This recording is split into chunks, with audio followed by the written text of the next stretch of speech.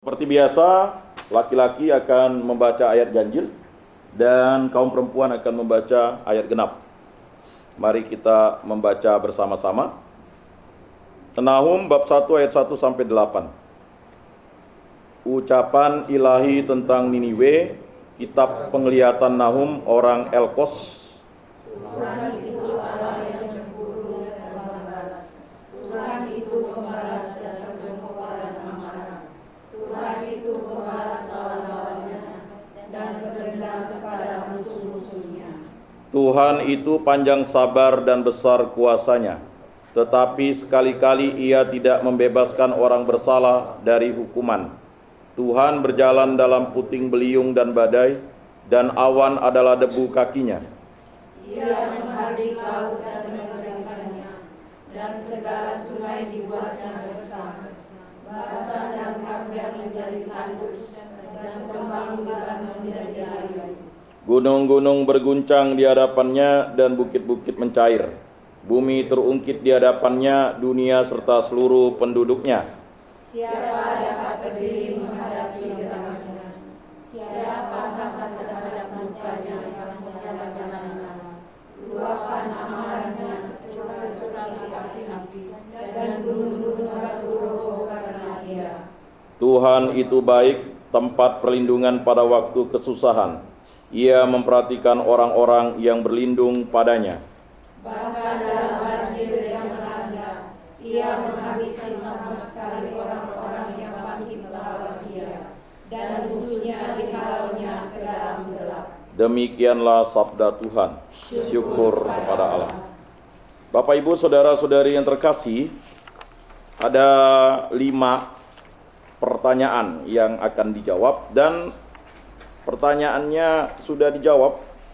Jadi kita nanti untuk metodenya ya, kita akan lebih simpel. Jadi saya mendapat inspirasi itu dari, sebenarnya kalau kita membuat lagu liturgi itu tidak susah sebenarnya. Yang paling utama itu adalah membuat liriknya dulu. Dan liriknya itu harus berdasarkan kitab suci. Liriknya. Udah liriknya, ya baitnya itu liriknya, baru nanti terakhir baru melodi atau notnya. Kita ini kan selalu mikirkan musiknya dulu. Tidak seperti itu. Ya. Baik, jadi dalam mendalami kitab suci itu metodenya mudah sebenarnya. Mudah. Metodenya yang pertama itu adalah kita membaca. Jadi banyak di antara kita tuh tidak mau membaca kitab suci. Karena dengan membaca tuh kita bisa membaca dan mendengar. Dan yang berikutnya adalah mendengar. Makanya orang Katolik itu tidak membawa kitab suci ke gereja, dia mendengar. Tetapi ada yang terputus. Misalnya bacaan hari Minggu, karena kita tidak misa Senin, Selasa, Rabu, Kamis, Jumat, Sabtu itu tidak misa harian, jadi terputus tuh. Jadi seakan-akan kita tidak sinkron gitu. Kalau kita 3 tahun rutin dari misa Minggu sampai misa harian kita ikut, selesai baca kitab suci. Nah, cuman ya masih dihimbau kan, dianjurkan. Jadi gereja Katolik itu tidak pernah memaksa. Yang wajib tuh hari Minggu, tetapi misa harian silakan. Nah, mari kita menjawabnya. Yang pertama, karakter Tuhan macam apa yang disebutkan dalam ayat 2 sampai 3a? Menyiratkan apa karakter Tuhan tersebut? Mari kita menjawabnya dengan membaca bersama-sama. Itu jawabannya ada di nomor 1. Ya. Ya.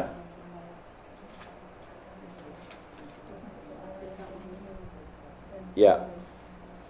Di mana? Di ayat menyiratkan apa karakter Tuhan tersebut di ayat 2 sampai 3a? Tuhan itu Allah yang cemburu dan Ya. pembalas. Intinya tuh Dia. Mari kita baca ayat 2 lagi dan 3. Tuhan itu Allah yang cemburu dan pembalas. Tuhan itu pembalas dan penuh kobaran amarah. Tuhan itu pembalas lawan-lawannya dan pendendam kepada musuh-musuhnya. Tuhan itu panjang sabar dan besar kuasanya, tetapi sekali-kali Ia tidak membebaskan orang bersalah dari hukuman. Tuhan berjalan di dalam puting beliung dan badai dan awan adalah debu kakinya. Ya itu. Ini kejam ya Tuhan itu. Tuhan itu kejam kepada setan, kepada iblis. Itulah lawannya. Jadi lawannya setan itu adalah Tuhan. Lawannya Tuhan itu setan. Ini. Jadi jangan pernah bersekutu dengan setan. Itu lawannya Tuhan. Misalnya kita nyugi gitu kan. Melayat.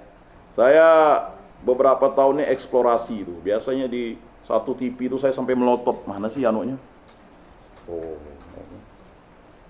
Tapi setelah itu, wah ini kita kena tipu-tipu nih. Setan tuh menipu. Saya teringat satu kata, bukan satu kata, satu kalimat. Kata Paus Fransiskus tuh. Di kantong kita nih ada setan. Terkejut saya. Dia katakan, di kantong kita itu ada setan. Bukan, memang ada setan di kantong kita nih. Ya. Makanya saya sampai berpikir keras gitu. Apa maksudnya? Lalu waktu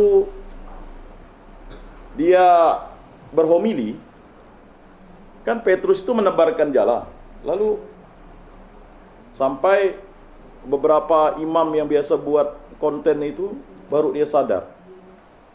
Jadi Paus Fransiskus itu justru menyorot jala yang kosong tuh.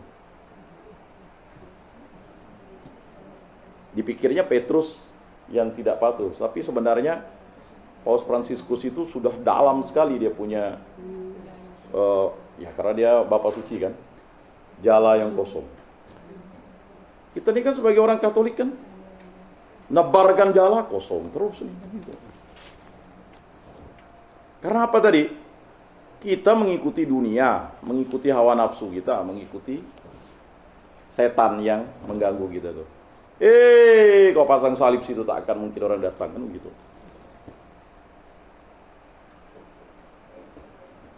Saya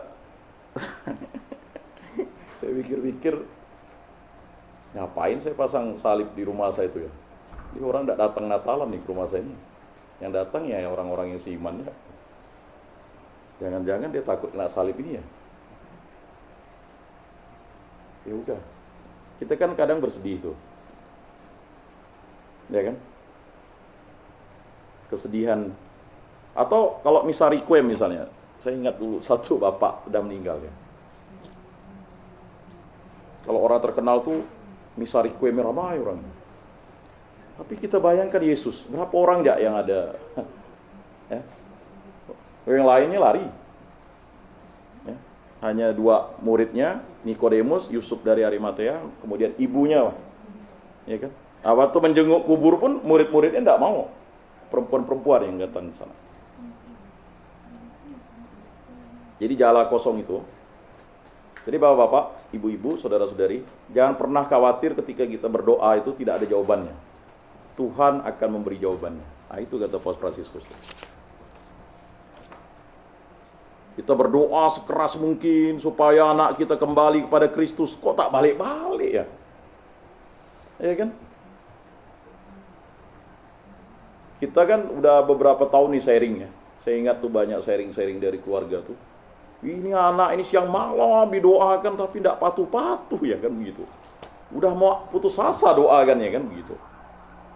Rupanya teruslah menebarkan jala itu kan begitu. Jadi kita terkadang berdoa itu kosong. Kita maunya kita menjadi A, menjadi B, menjadi C. Ya kan? Tapi itulah menjadi pengikut Kristus, harus terus menebarkan jala kebaikan. Ya, ini kita kaitkan dengan momen Paus Fransiskus ya. Berikutnya yang kedua, berdasarkan ayat ya. Ayat berapa nih? Yang nomor 2. Ayat 1a ya. Kota mana yang terkait dengan karakter Tuhan tersebut? Ayo kita cari bersama-sama. Ayo kan berjalan bersama-sama. Niniwe. Niniwe ini suatu kota yang pernah diajab oleh Yunus. Tuhan nih orang tuh jahat. Kan terkadang kita begitu. Malas tinggal di lingkungan itu tuh. Pindah ya. Sebagai orang Katolik kita tidak bisa lagi memilah-milih kita tinggal di mana kan begitu. Ya kan? Terkadang ya itu menjadi perhatian bagi kita begitu. Ya. Atau misalnya dalam lingkungan kita tuh, mungkin ada anggapan anak muda, katro nih anak orang tuanya kan. Nyeramahi kita terus kan, bagus kita yang ceramahinya kan. Apakah saya ini yang salah dengar ya? Kalau anak-anak tuh main game, apalagi anak saya tuh, saya hitung mau berapa ratus kali dia nyebut anjing tuh. Bingung saya. Ya. Gitu juga di warung kopi waktu itu, saya lagi asik rapat kan. Sebelah itu, ya ampun. Sekali ada bapak-bapak lagi rapat, dia pakai semangat kan. Terkejut mereka, belum tahu kalau bapak-bapak angkatan 45 kalau udah semangat juang, terkejut ya.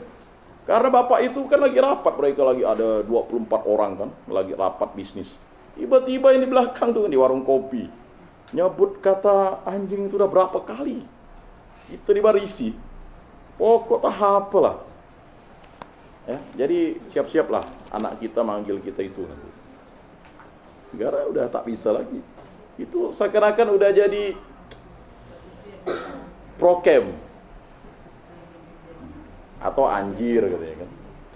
Jadi kita tak bisa lagi marah mereka gitu.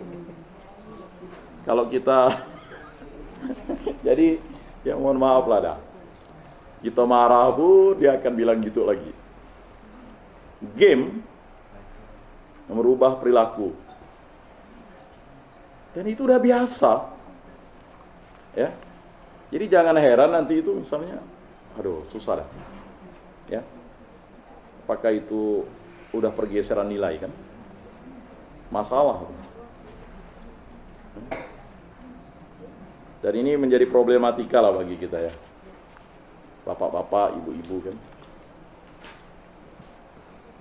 Kemudian yang ketiga, berdasarkan ayat 3b sampai, betul ya, 3b sampai 6, gejala-gejala alam apakah yang membuktikan kedaulatan dan kebesaran Tuhan dalam situasi kehidupan yang dihadapi? Ya udah, mari kita baca bersama-sama 3b sampai 6. 3b itu di mana ya?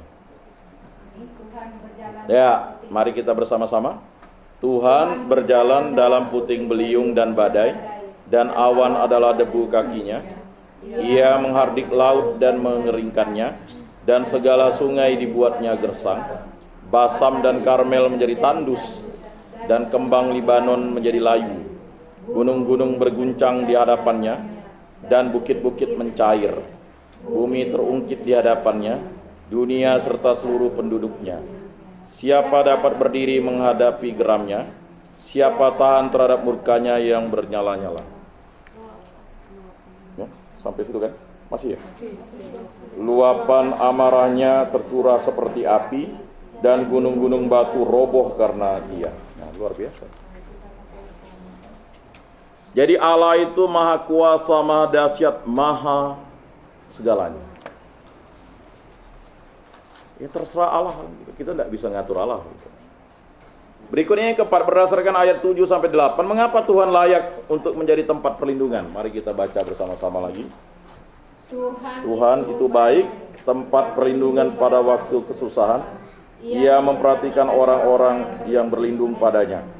Bahkan dalam banjir yang melanda, ia menghabisi sama sekali orang-orang yang bangkit melawan dia, dan musuhnya dihalaunya ke dalam gelap. Bapak Ibu pasti dulu beberapa tahun yang lalu itu kita pernah membahas bulan kita suci nasional itu Bahtranu. Ingat Bahtranu? Sebenarnya ini sinkronisasi nih. Bahtranu. Ya. Jadi semua dihabisi oleh air karena sudah berdosa. Makanya kalau yang menyimpannya bagus dijilid. Setelah 10 tahun nanti menjadi pengkhotbah yang luar biasa. Ya karena jawabannya ada di situ gitu. Cuman jangan dibuang gitu ya. Karena ini ada sinkronisasinya sebenarnya. Jadi untuk membina orang Katolik ini dibutuhkan waktu 10 tahun. Kalau tidak hadir kan 10 tahun berarti 40 kali pertemuan ya. Masih kurang kali ya. Kata kumen tuh 60 kali pertemuan ya.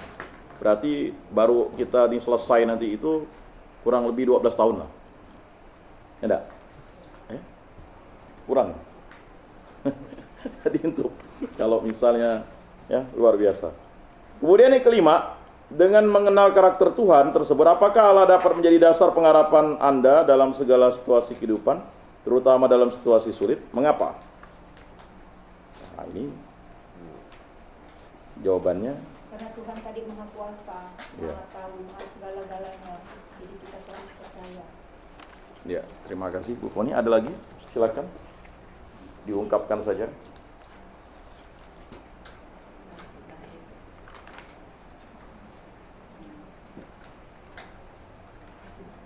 Ya, kita lanjut dulu ya. Mari kita lihat penjelasan teks.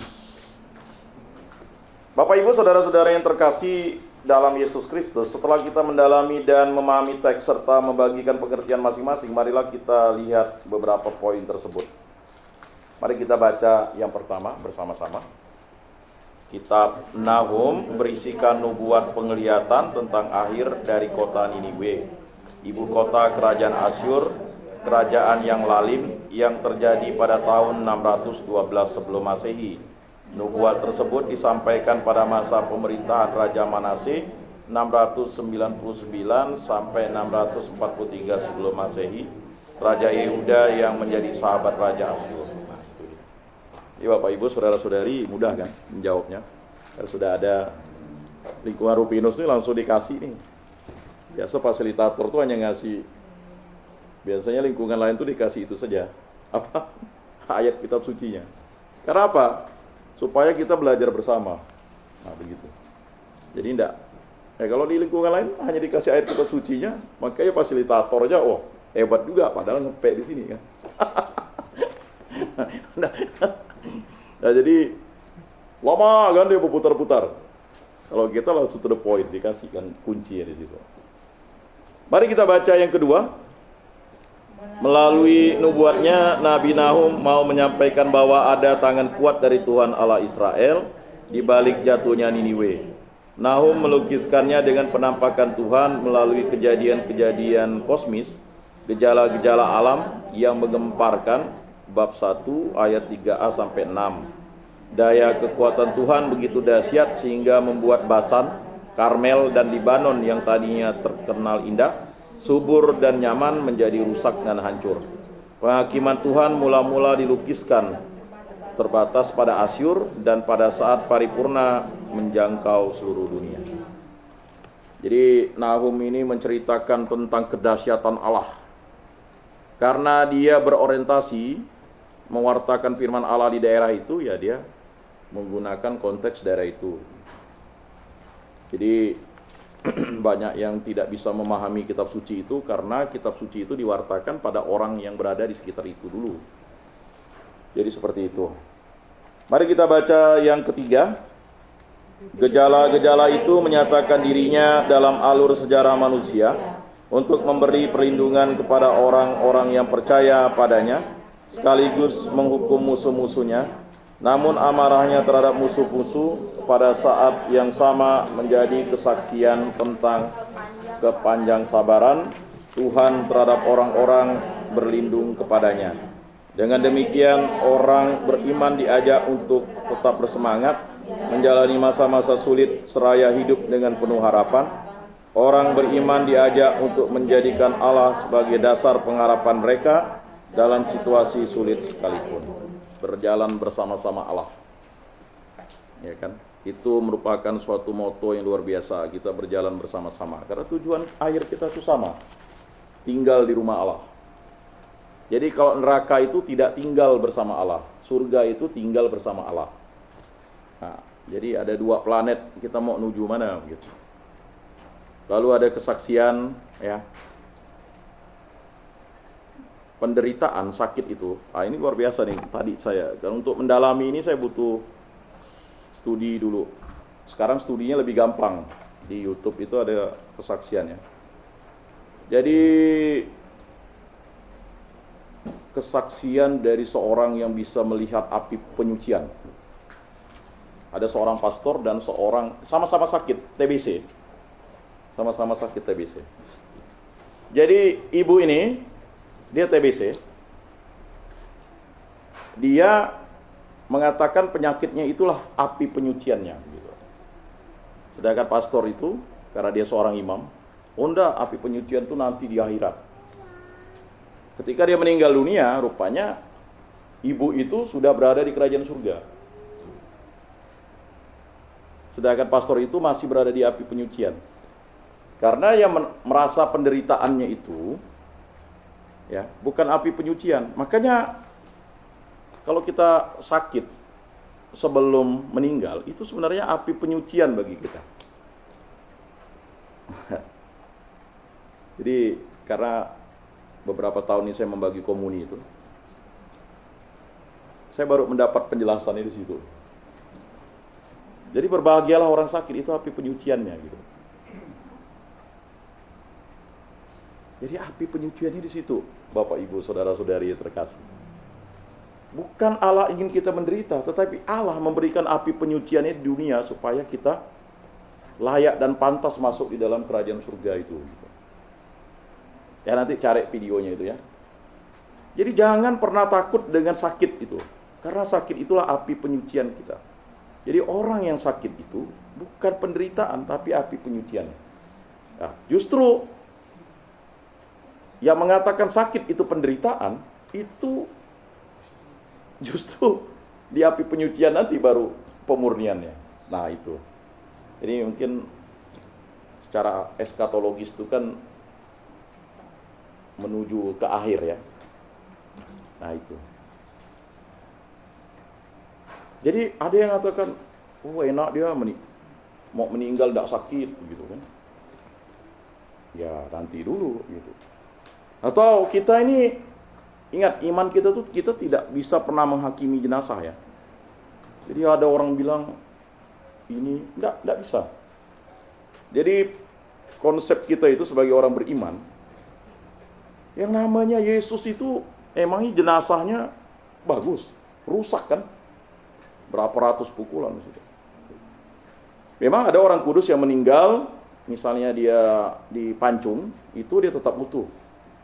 Ya. Yang namanya meninggal, ya kalau udah berapa hari, apalagi diabetes kan. Saya sampai katakan dengan kawan saya, jangan begitu. Orang diabetes ya pasti bau busuk. Oh enggak, dia banyak dosa tuh. Enggak bisa gitu, saya bilang kan. Bagaimana kau ngukur dosa orang dari bau busuk? Yang namanya kita tuh, jangankan itu, kentut ya bau busuk kita. Ya kan, lama enggak potong kuku lalu biku busuk kan. Kita tak sikat gigi jak busuk kan begitu. Persoalannya ya, pembusukan itu alamiah gitu ya.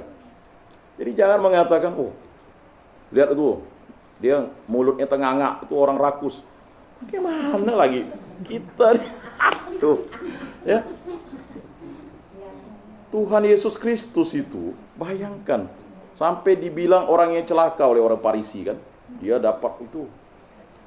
Sampai ada yang menuduhnya, ya kan, mati di kayu salib. Itu akibat kekafirannya, menganggap dirinya sebagai Allah kan. Ada jin kafir di situ katanya. Udah. Jadi kita tidak bisa lagi menghakimi orang. Kalau dia meninggal, ya meninggal. Dia langsung menuju rumah Bapa di surga. Ya menghakiminya adalah Yesus sendiri gitu Pak.